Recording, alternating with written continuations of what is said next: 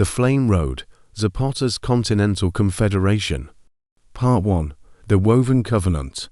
On August 8, 1879, under the knotted limbs of Aneniquilco's ancestral ceiba, Emiliano Zapata drew his first breath. Locals believed the ceiba harbored Zacapitzahuac, the primordial spirit of their land, its roots coiling like great serpents through the clay soils. From infancy, Zapata was steeped in rites older than colonial rule. His midwife mother, Maria Dolores, anointed him with water, drawn before dawn from the Tonakiua spring. At this sacred source, said to be guarded by Chowcutlic's shimmering avatar, she whispered the five-note chant that echoed through his dreams, binding him to the village's life-water pact. Childhood under the ceiba. Zapata's father, Gabriel, balanced campesino toil with ritual duty. Each month, on the night of the new moon, Gabriel joined elders at the ceiba council. Zapata learned to watch in rapt silence as they circled the trunk, offering copal resin and cedar branches. Their drum, a repurposed deer hide, beat a heartbeat of negotiation. A single errant pulse meant discord, a smooth rhythm meant consensus. When Gabriel, with a low voice, laid out grievances, hacienda abuses, water diversions, young Emiliano felt the tremor in the air. This was governance in its purest form. By age 7, Zapata could recite the ceiba's council laws in Nahuatl. He knew that when the ceiba's sap ran clear in spring, fields would yield, and when its leaves turned brittle, harvests would wane. He witnessed his uncle, Bruno, climb the tree each January to gather beeswax from hidden hollows. Bruno's honey-lit ceremonies sealed land disputes, melding sugared words with the ceiba's silent assent, full moon assemblies and relay government. At 12, Zapata was a fixture in the monthly full moon assembly. The plaza filled with flickering torches, shadows danced across adobe walls. Each hamlet sent a delegate bearing the wooden oar, an oar-shaped ceiba branch carved with tenant families' glyphs. The oar symbolized stewardship over irrigation canals. Whoever held it guided the season's water distribution. Assemblies unfolded as living dramas. Land claims by duet song. Claimants sang ancestral warrants in call land response duets, weaving familial deeds into melody. The chorus, villagers acting as arbiter, interrupted with rehearsed interjections, surfacing inconsistencies. Shadow puppet trials, disputes over grazing rights or orchard boundaries, played out as puppet skits. Carved from jikara gourds, puppets enacted both complaints and defense. The audience judged by applause and match-lit flares. Tellers read basket renderings. Women sat at the plaza edge, looms at their feet.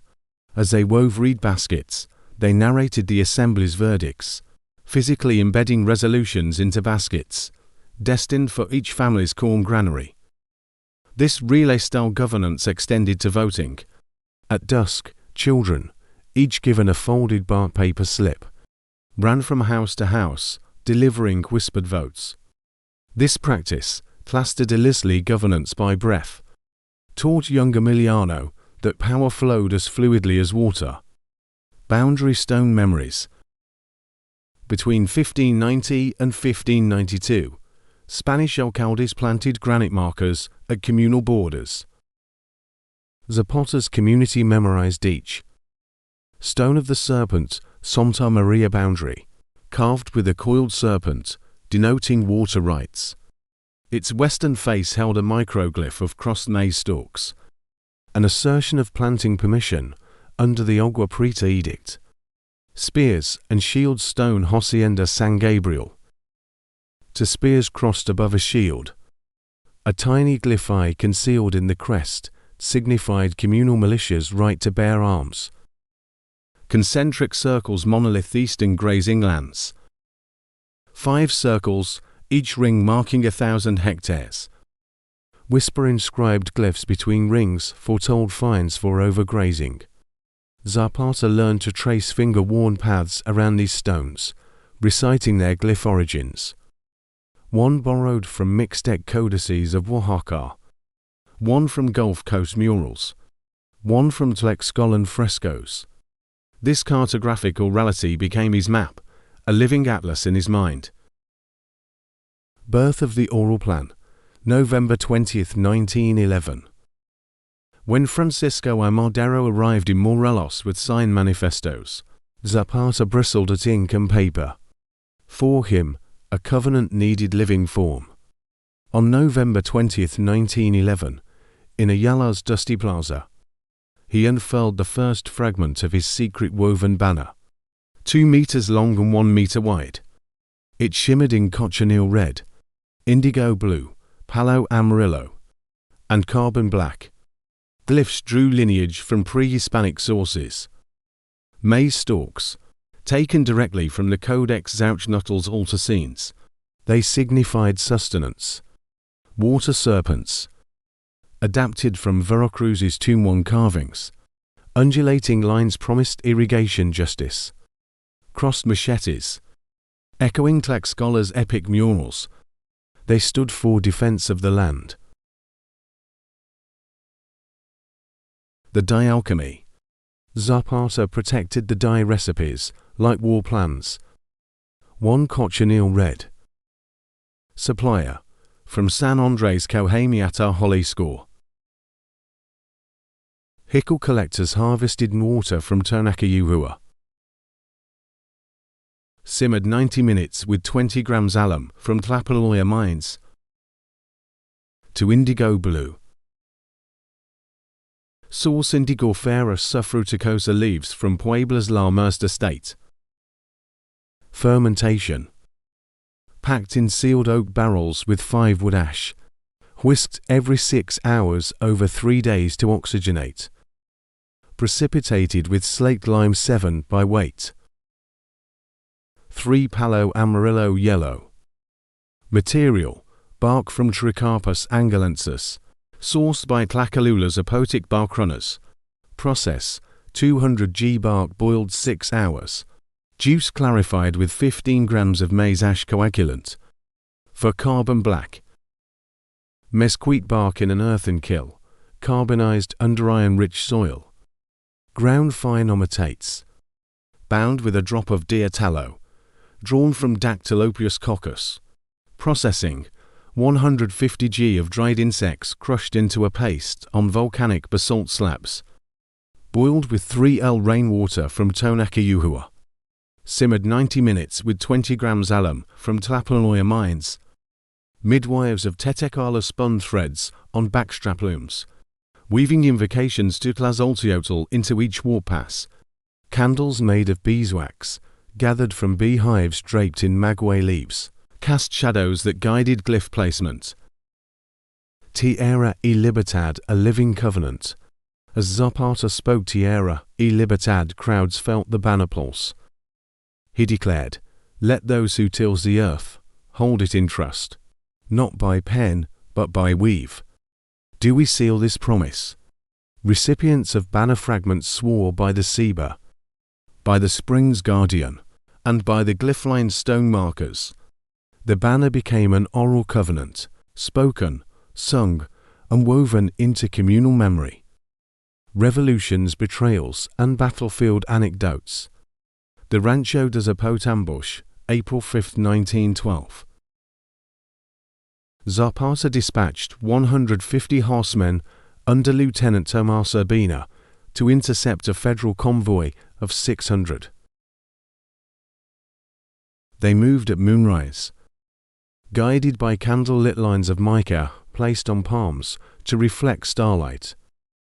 Otomi sharpshooters, hidden in sugarcane stalks at 200 paces, picked off officers. Rebel bolos swung, sabers flashed.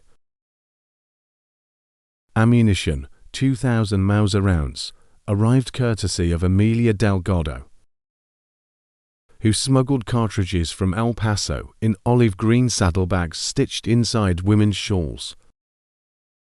Once the convoy scattered, rebels reclaimed 15 horses and to seize their Maxim guns. Internal debates, Villa's Northern Arms. In July 1912, at the Corsa de la Diligencia in Yopec, Otilio Montoco urged an alliance with Ponchavillos, Division del Norte to seize Celaya. Zapata countered. Zapata's concern: Northern arms would bind Southern autonomy under Villa's command. Montoco's argument: Villa's firepower could collapse federal lines swiftly, preserving peasant lives. The compromise dispatched 40 couriers to Villa with glyph babies. Tiny cloth samples spoken to at birth to carry the essence of the plan. Only 10 returned, bearing Villa's promise, 3 mismatched rifles, and rumors of Villa's own banner fragment. Huerta's coup and the San Gabriel stand. March 14, 1913.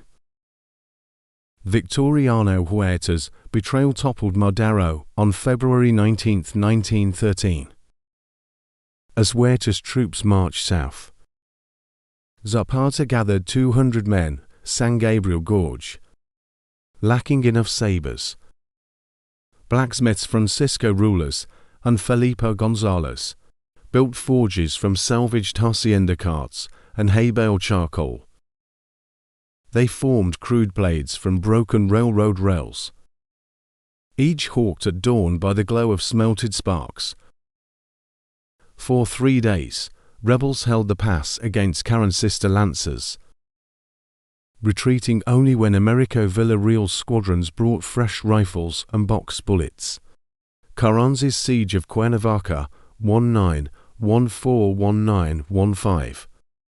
By late 1914, Carranza's constitutionalist army encircled Cuernavaca. Rebels resorted to siege tactics. Pine needle purification. They boiled pine needles to render scant water drinkable. Butterfly code. Coded messages, disguised as migration patterns of monarch butterflies, flew on silk banners. Rail gauge sabotage. With hashed glyphs carved into rails, they derailed supply trains at Rancho Cucamonga. Disease-ravaged camps, fever and dysentery claimed more lives than bullets. Zapata lamented, "Our enemies kill with water as easily as with guns." Seed councils securing the covenant. Between 1914 and 1916, Zapata's inner circle held 3 clandestine seed councils. Each crafted glyph dialects, fragmentation protocols, and secure relay mechanisms. One ex Chopin, Guerrero, the 3rd to the 5th of March 1914. Venue: Temple of the Black Jaguar ruins.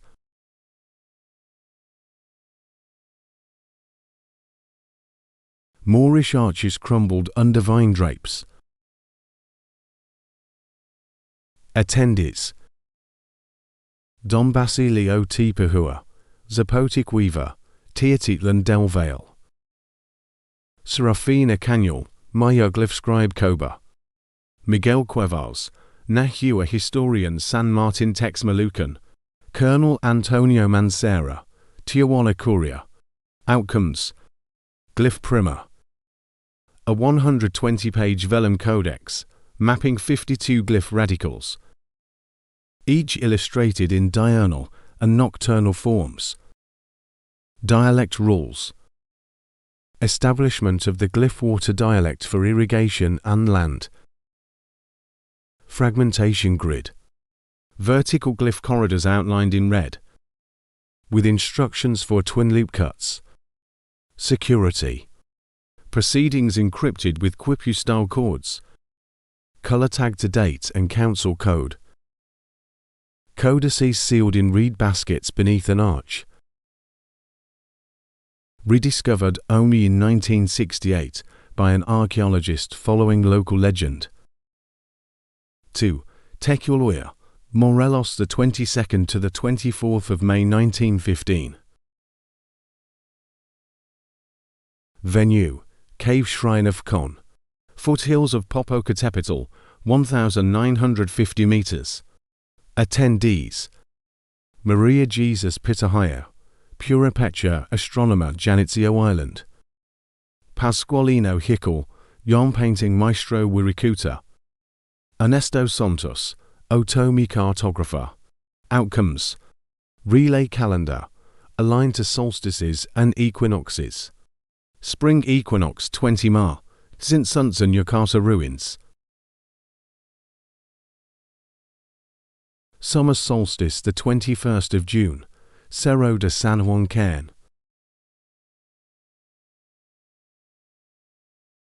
Autumnal vigil 20 to Sape. Summit shrine atop is Tuxi Huatl.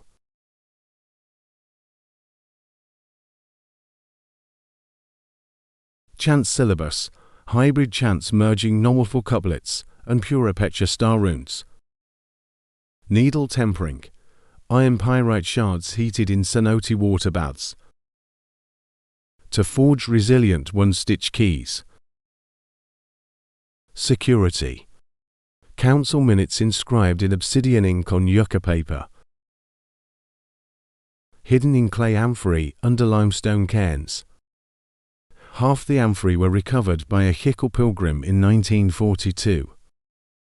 Others were lost in 1937 floods. 3. Cerro de San Pedro, San Luis Potosi, the 15th to the 17th of September 1916.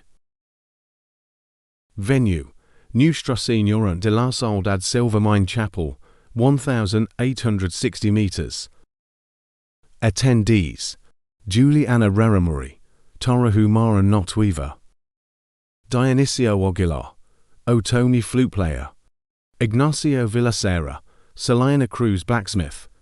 Outcomes: Mobile fragment protocol, glyph shards, pre-stitch cut for clandestine reassembly.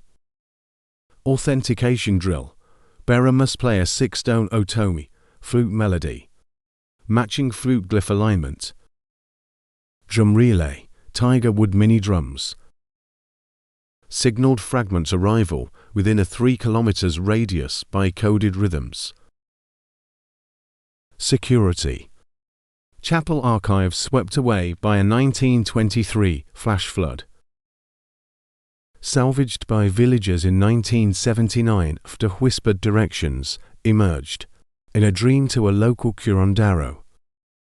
Encrypted banner production from late 1914 through spring 1917. Aneniquilco's clandestine workshops with 7 master banners. Process: 1. Fiber preparation. Cotton, Gossypium hirsutum glaucostrains, grown on terrace plots near Rio Cholma.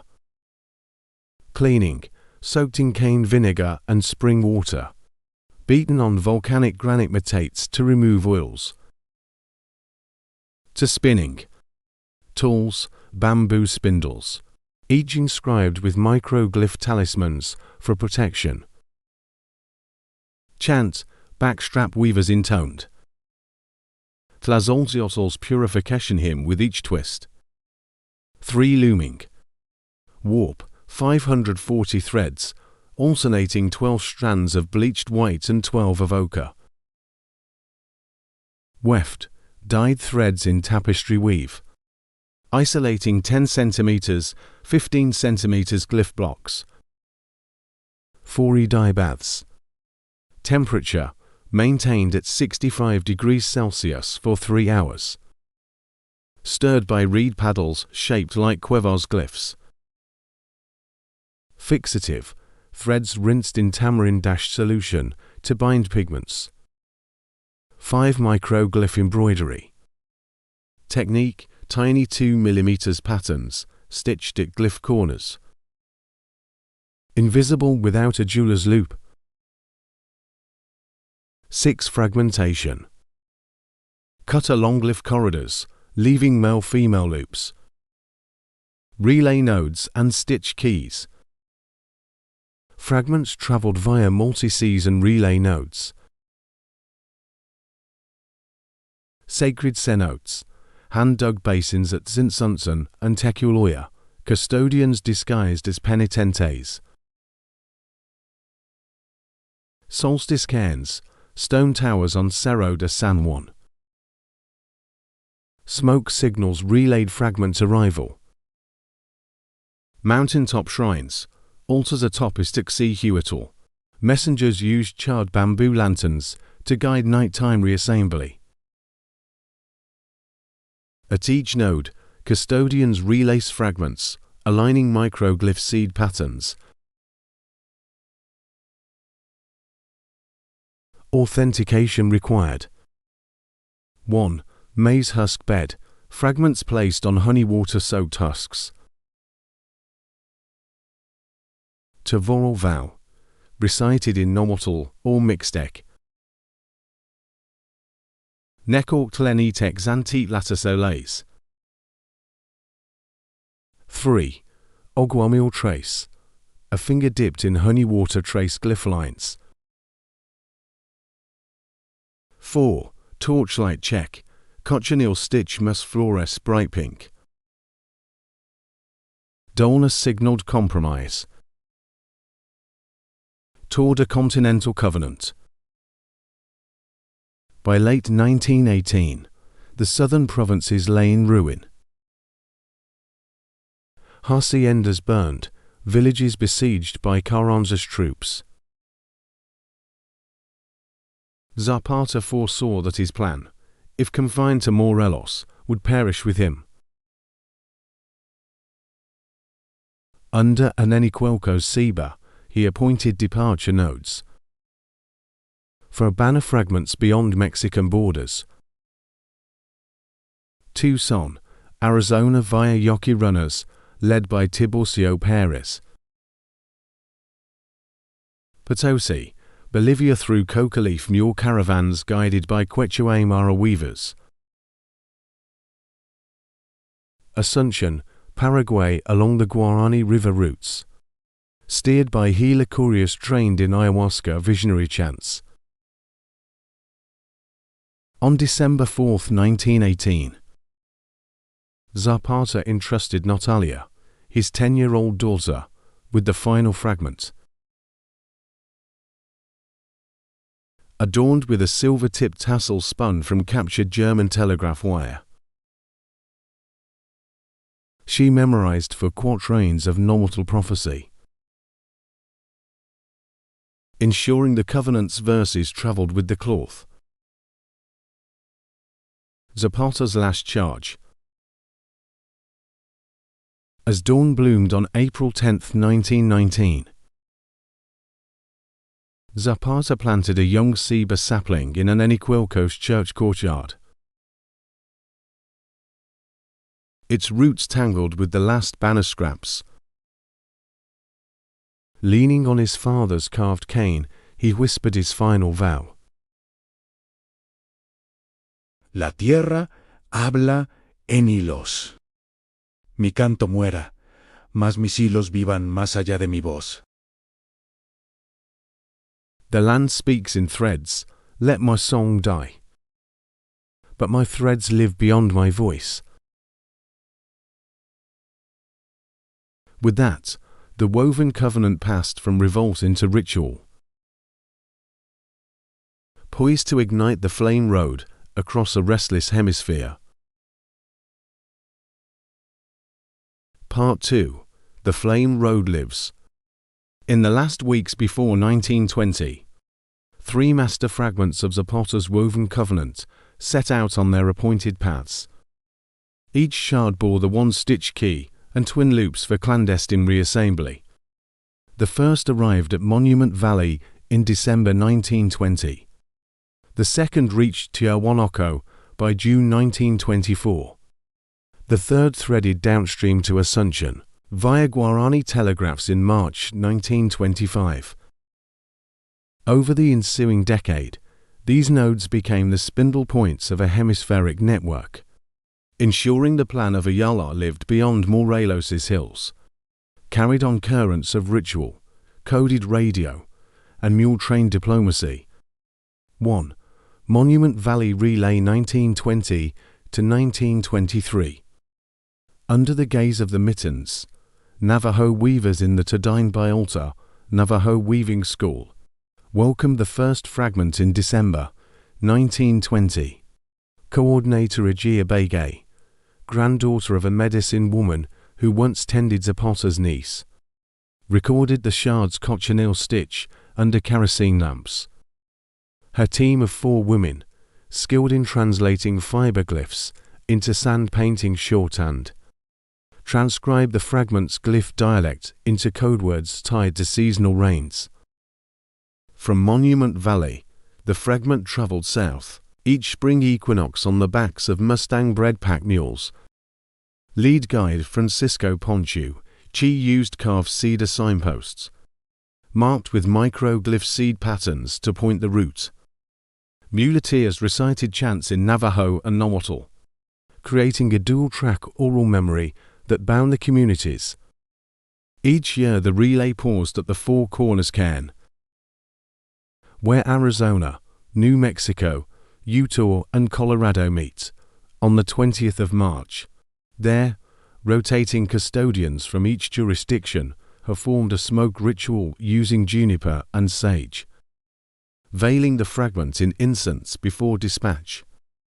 2. Tiawan Oko Highland Transmission 1923 to 1928.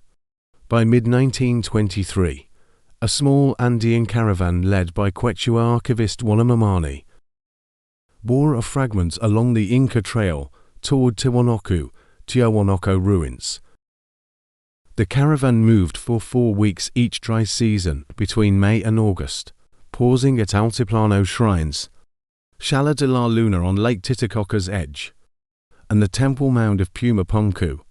In July 1924, at the Great Sunken Plaza of Tiwanaku, Mamani orchestrated the fragment's reassembly for the First Andean Glyph Council. 10 polyglot delegates, Aymara knot weavers, collar flute players, Quechua astronomers, assembled round a basalt altar engraved with warrior quipu patterns. Instead of signatures, charter dances unfolded. Each group wove a symbolic step pattern into the plaza's ochre sands. Custodian Maria Elena Onkasi then placed a staff carved from polylepis wood beside a quinoa seed bundle, signifying the plan's nourishment promise. After the ceremonies, the fragment was sent eastward via llama caravans to La Paz, where railway-tied couriers used the newly built Bolivian Central Railroad to deliver it to Santa Cruz de la Sierra. This hub, overseen by engineer Victor Choke, dispatched a telegram in Andean Morse code, a dot for cochineal stitch, a dash for indigo field, to Paraguay. Uniquely, the Morse mapping replaced her with the maize glyph tone, and L with the water serpent diphthong, ensuring only glyph-trained operators could decode. 3. Guarani Telegraph Convergence 1925 to 1929. In March 1925, Gila courier Rosalia Gamara stepped ashore at Asuncion's port. She carried the 3rd fragment sealed in a hollowed Marante staff. Local Guarani technicians taught by Jesuit-trained engineer Vicente Rodriguez set up clandestine relays along the Parana River. Their network combined shortwave folk radio codes, a technique pioneered by Julio C. Porras in Corrientes, and river buoy semaphore using carved wood glyphs. Over 4 years, the Guarani relay connected to 5 regional hubs: Encarnacion, Villarica, Coguaza, Concepcion, and San Pedro. Each hub maintained a glyph calendar room, walls lined with woven codices, and a rotating reed loom. Twice annual gatherings on the June solstice and September equinox saw emissaries exchange fragments, update glyph dialect primers, and refine one-stitch key techniques, using prismatic candlelight to inspect stitch fluorescence. 4. Birth of the Continental Confederation 1930. By 1930, 3 fragments had converged in Tenochtitlan's sunken plaza, hidden beneath the walls of the Spanish city. The Plaza de los Tres Culturas, excavated that year by I&AH archaeologist Maria del Carmen Martinez, revealed an Aztec-era cistern square. On the 21st of June, representatives from the 4 corners, Andean and Guarani nodes processed through a triumphal arch of woven banners. There were no signatures.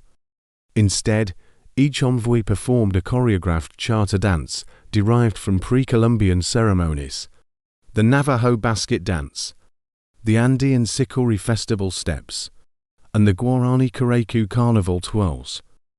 As the final dancer, poet-weaver Camilo Zuniga handed a staff carved with combined glyph patterns to Zapata's great-nephew, Emiliano Zapata III. Emiliano then transferred a quinoa seed bundle embroidered with a microglyph map. In that moment, a swirl of copal smoke embroidered seeds on braided cords, the Continental Confederation was born. Woven infrastructure of ritual, regional councils and rotating authority artifacts. Over the next decades, the Confederation structured itself through 5 regional councils, each with an authority artifact passed annually in ritual ceremony. 1. 4 Corners Council U.S., Mexico, Utah, Colorado, Arizona. Authority artifact: a lithic mace carved from Navajo blue sandstone, bound in cochineal thread. Meeting site: Chaco Canyon's Great Kiva.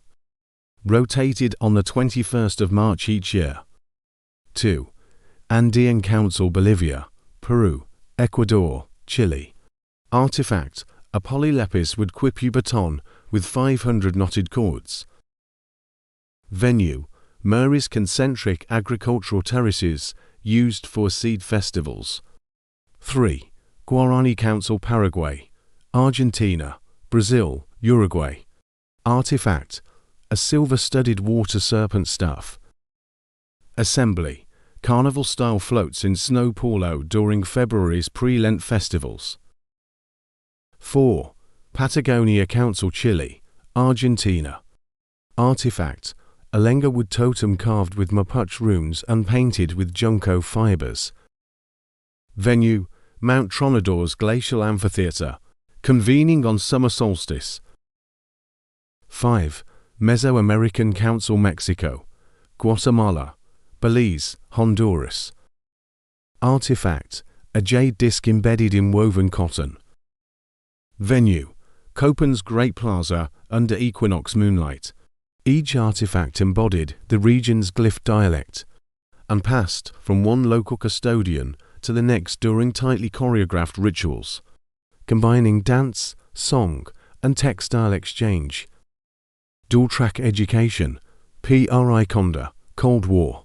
From the Confederation's inception through the mid-20th century, member states ran dual-track education programs.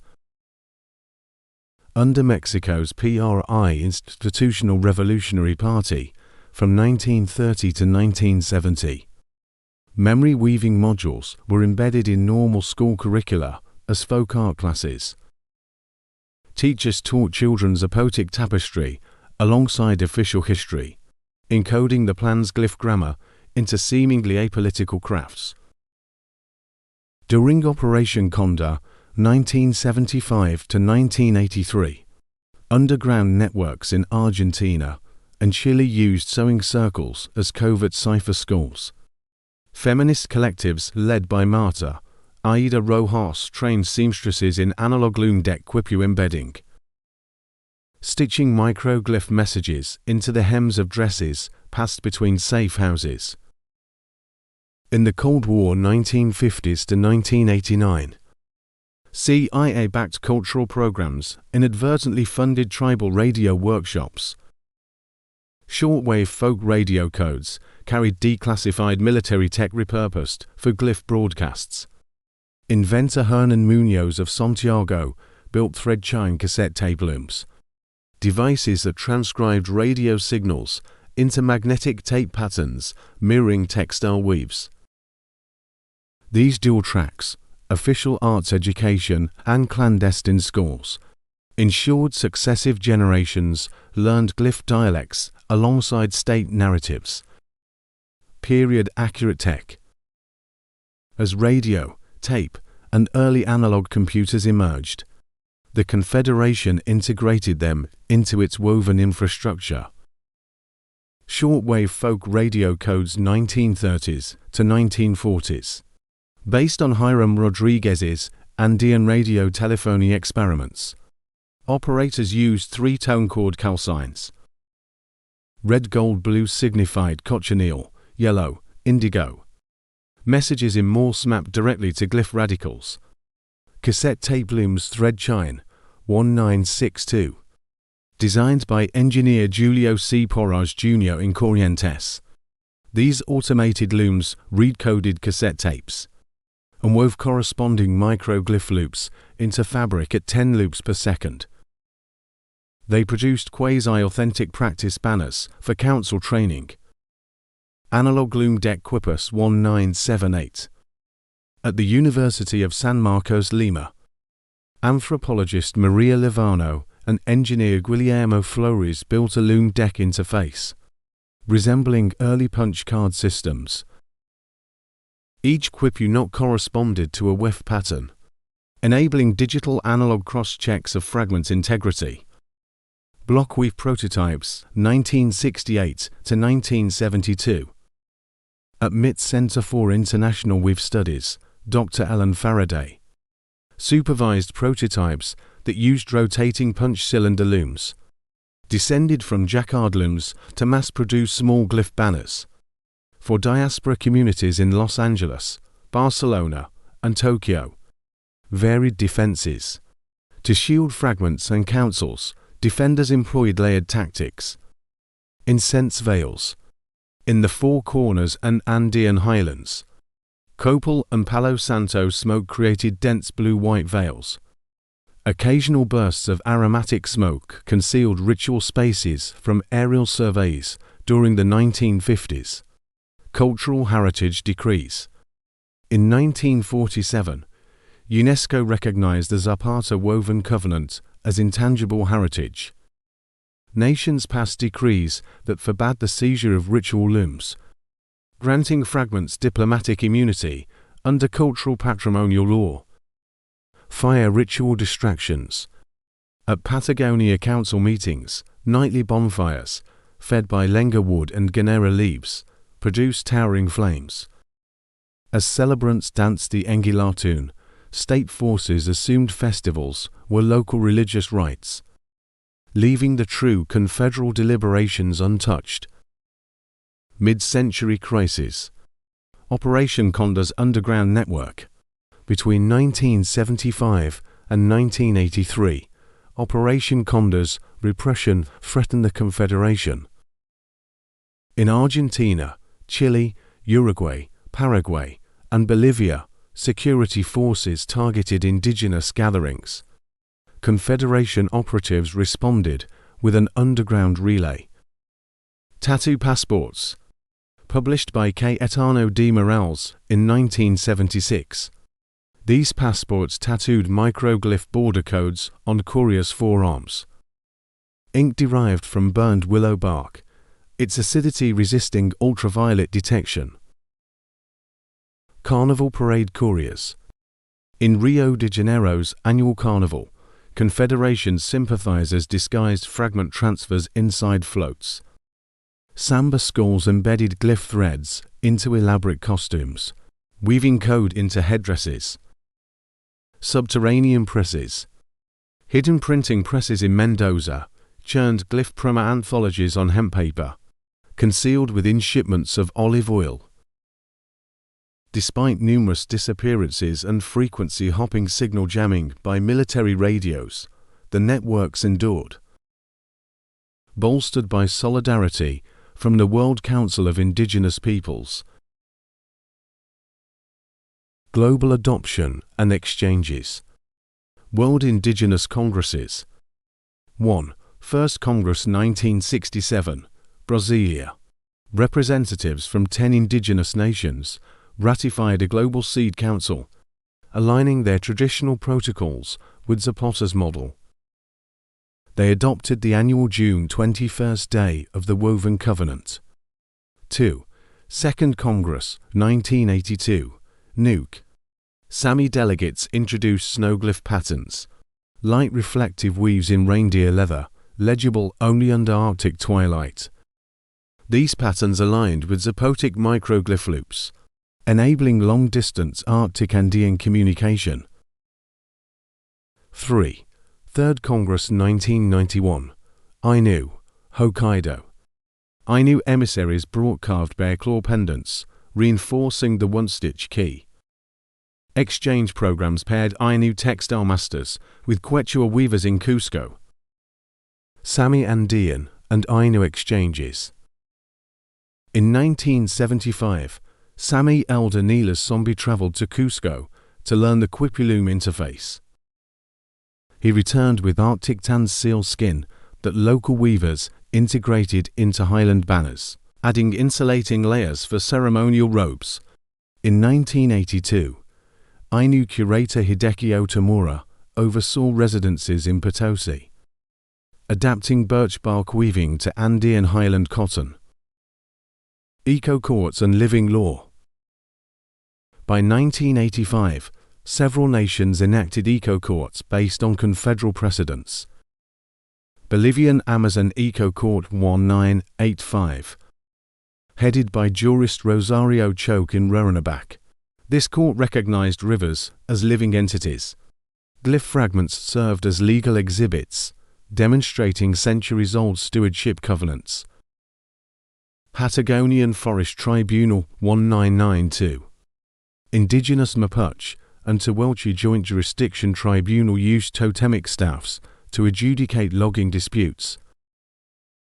They referenced the rotating Lengawood totem's glyph record as binding precedent. Mesoamerican Living Law Council 1999. In Oaxaca, a council of Zapotic Mixtec and Chinantec elders sat under a modernized ceiba grove. Their decisions, inscribed as microglyph rainwater runnels on a network of aqueducts, regulated aquifer use. BlockWeave systems.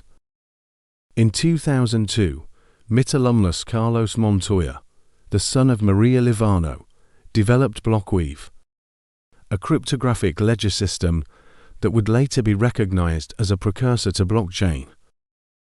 Each transaction encoded time-stamped hashglyphs, allowing custodians to verify fragment authenticity without revealing die recipes. Via memory rooms. By 2014, the Confederation funded via memory rooms at 6 institutions. UNAM, Mexico City, simulated Tenochtitlan Sunken Plaza in virtual reality, letting new emissaries practice charter dances.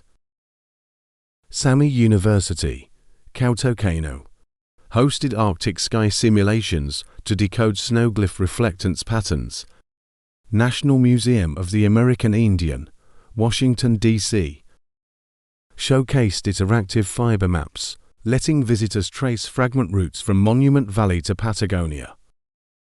Via memory rooms doubled as emergency archives during the 2009 H1N1 pandemic, preserving physical fragments under climate-controlled vaults, a foresight that proved vital during later crises.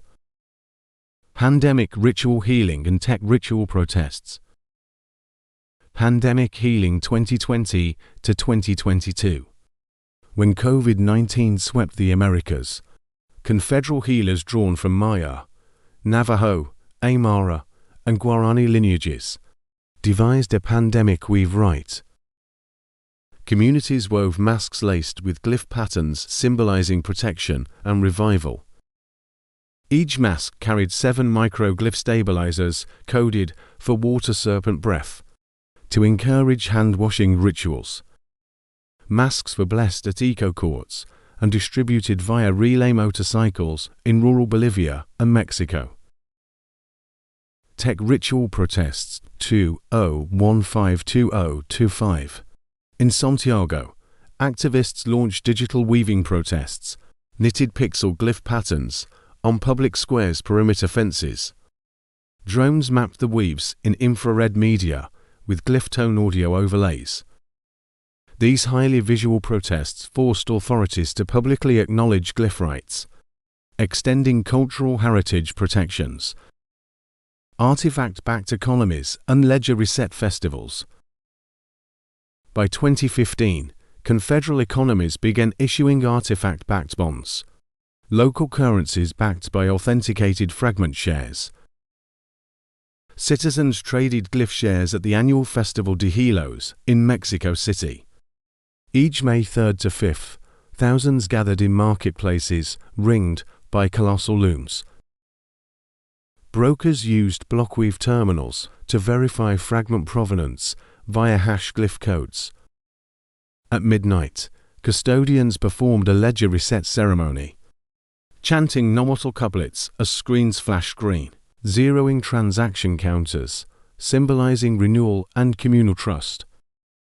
These festivals became televised cultural events across Latin America, blending ancient ritual with fintech spectacle. Epilogue: Threads Beyond Time. In 2025, hybrid councils convene in hologram circles under UN cloak diplomacy. From New York to Nairobi, emissaries wear AR-enhanced looms draped in cochineal and indigo. When a dispute arises over water rights in California's Central Valley or mining in Mongolia, councils summon holographic fragments, projecting microglyphs at their center. The spinning polylepis quipubaton rotates, activating Arabic Navajo Quechua subtitles. At the UN General Assembly, a digital weaver named Amara Mariposa called on member states to acknowledge the land's voice in threads. She concluded with Arvalo's refrain, Zapata's last words. La tierra habla en hilos, que mis hilos vivan más allá de mi canto. And for a century they have spoken. The flame road endures, woven, unbroken, and forever alive.